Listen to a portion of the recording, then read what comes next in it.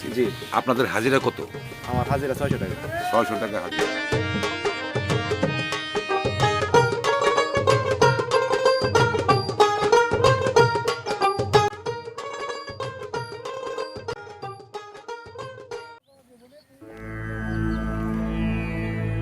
বর্ষা মৌসুমের পর এসেছে শরৎ মৌসুম। এই শরৎকালীন সময় কৃষকদের ফসল জমিগুলোতে রোপণ করা হচ্ছে শীতকালীন ফসল।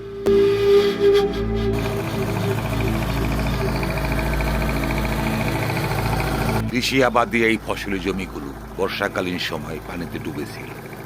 এসব জমিগুলোতে এখন শীতকালীন ফসল আবাদের জন্য ট্রাক্টর দিয়ে ভালো করে চাষ করে এই শীতকালীন ফসল রোপণের জন্য উপযোগী করা হচ্ছে।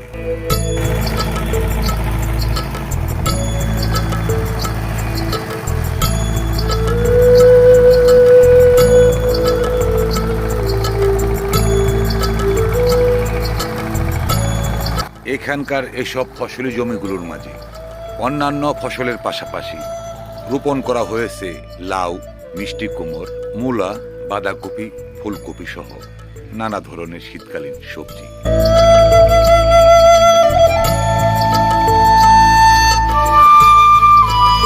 এটা হচ্ছে খাররা শিবরামপুর রুট।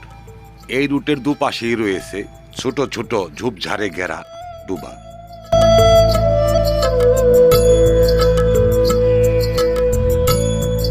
এখানে থাকা এসব ডুবা নালাগুলোতে বর্ষার পানির স্রোতের সাথে নদী, নালা, খাল, বিলের মাছ প্রবেশ করে। পানি চলে যাওয়ার পর এখানে প্রবেশ করা মাছগুলো আটকা পড়ে যায়। আর এই আটকা পড়া মাছগুলো এই শীত মৌসুমে পানি সেচে ধরা হয়।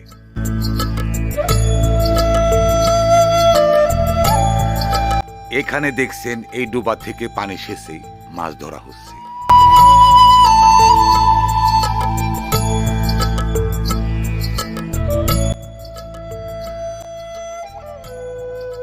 এখানে দেখছেন দেশীয় প্রজাতির শোল, টাকি, গজার, কই এবং মিনি মাছ রয়েছে।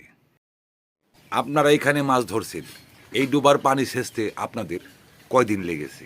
৩ দিন, রাইতে দিনে ৬ দিন। রাত দিন ৬ দিন। জি। আপনাদের কেমন খরচ হয়েছে? তেল গেছে ৫ গ্যালন। ৫ গ্যালন কত টাকা? ৫ গ্যালন তেল ২৫০০ টাকা। আর ধরেন আমাকে লেবার বেতন নিয়ে ধরেন আরো ২৫০০। কয়জন মিলে শ্রম দিচ্ছেন এখানে? ৪ জন। ৪ জন। যে পরিমাণ মাছ পাইছেন এতে কি পুষবে আপনাদের? না, বুঝবে না, চালান আসবে না। চালান আসবে না। জি না। আপনারা কি ভাবছিলেন এখানে অনেক মাছ আছে? হ্যাঁ, আমরা তো ভাবছিলাম যে মাছ বুধো অনেকগুলো মাছ পাবো, যে ৪ জনের যদি ২,০০০ টাকা পাতে ৮,০০০ টাকা পাবো। তা ৮,০০০ টাকা করছে ১৬,০০০ ১৫-১৬,০০০ টাকা মাছ হবো। আপনাদের বাড়ি কোথায়? আমার বাড়ি তো নেত্রকোনা জেলা, আমি ওনার আন্ডারে কাজ করি। আচ্ছা, তার মানে আপনাদের এই মাছ ধরতেই আনা হয়েছে। জি। আপনাদের হাজিরা কত? আমার হাজিরা ৬০০ টাকা। ৬০০ টাকা হাজিরা। আর এমনি কাজ করেছি সেটা আছে না, ডেঙ্গার মারতেছে অনেক একটু বেশি আর কি, রাত দিন তো। এখানে যে পরিমাণ মাছ থাকার কথা সেই পরিমাণ মাছ না থাকায় এখানে মাছ ধরতে এসে এরা হতাশ।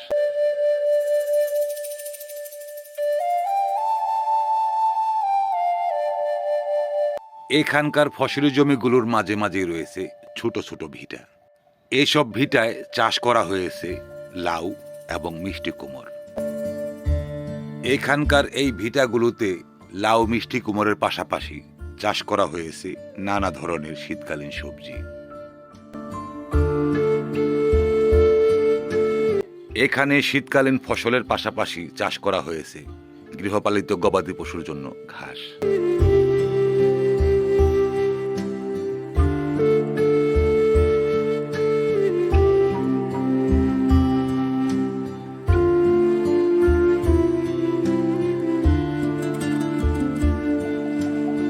এখানকার এই ফসলি জমিগুলোর মাঝে রোপণ করা হয়েছিল আমন ধান। জমি থেকে আমন ধান তোলার পর নতুনভাবে পরিষ্কার করে চাষ করা হয়েছে এবং রোপণ করা হয়েছে সরিষা, মেথি, তিল, ধইনা, কালোজিরা, পেঁয়াজ এবং রসুন।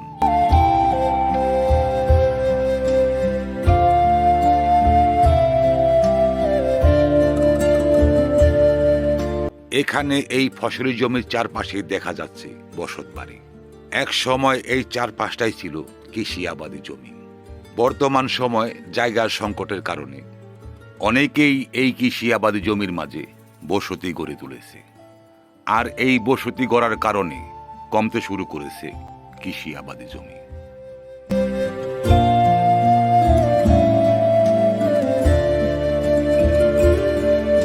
এখানে যে সব জমিতে আমন ধান রোপণ করা হয়েছিল, কৃষক ভাইদের রোপণ করা এই আমন ধান জমি থেকে কেটে নেওয়া হচ্ছে।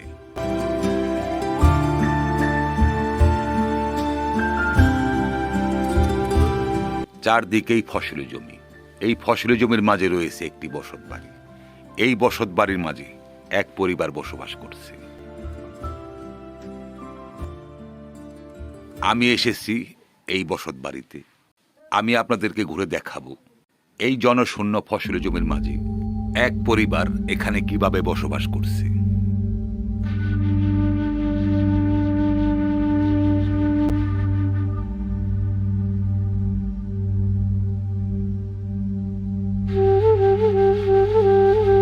এখানে দেখছেন ৭০ বছরের ঊর্ধ্বে বিধবা এক বৃদ্ধ নারীকে মাছ কুটে ধুয়ে নিচ্ছে।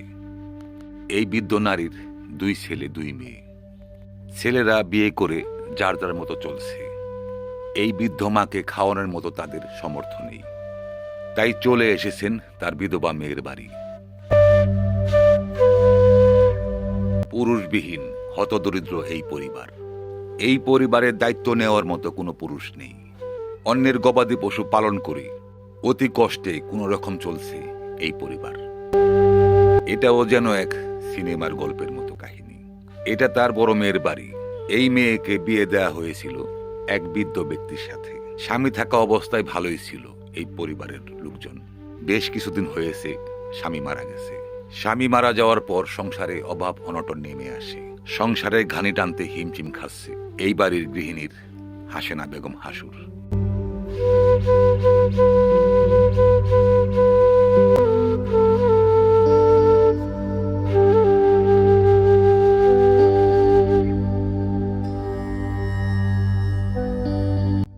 এই বয়স্ক বিধবা নারীর শেষ আশ্রয় হচ্ছে তার মেয়ে হাসেনা বেগম হাসুর বাড়ি। তার মেয়ে হাসু তাকে রাখতে পারবে, কিন্তু তাকে ভরণ পোষণ বা খাওয়ানোর সামর্থ্য তার নেই, কারণ তিনি চলছে মানুষের সাহায্যে। তাই এই বয়স্ক বৃদ্ধ নারী মানুষের দেয়া জাকাত ফেতরা এবং বিভিন্ন সাহায্যে চলছে।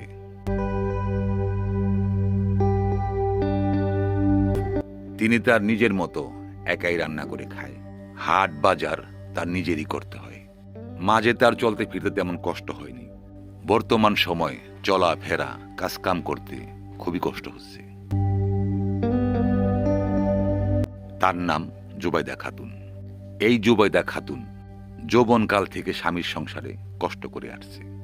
সুখ কি জিনিস এই জুবাইদা খাতুন কখনো দেখেনি। স্বামী থাকাকালীন এই জুবাইদা খাতুনের 4 সন্তান নিয়ে অনেক কষ্টে জীবন কাটছে।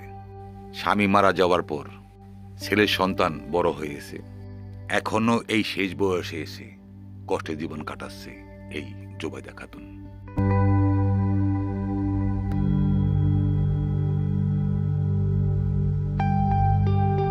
আপনারা দেখছেন এই শরৎকালীন সময় গ্রামের চারপাশের পরিবেশ। এখানে ফসলি জমির মাঝে এই এক পরিবার দীর্ঘদিন ধরে বসবাস করে আসছে। যদিও এই বাড়ির লোক অনেক কষ্টে জীবনযাপন করে আসছে, কিন্তু এখানে বসবাস করে এরা অনেক স্বাচ্ছন্দ্য বোধ করছে।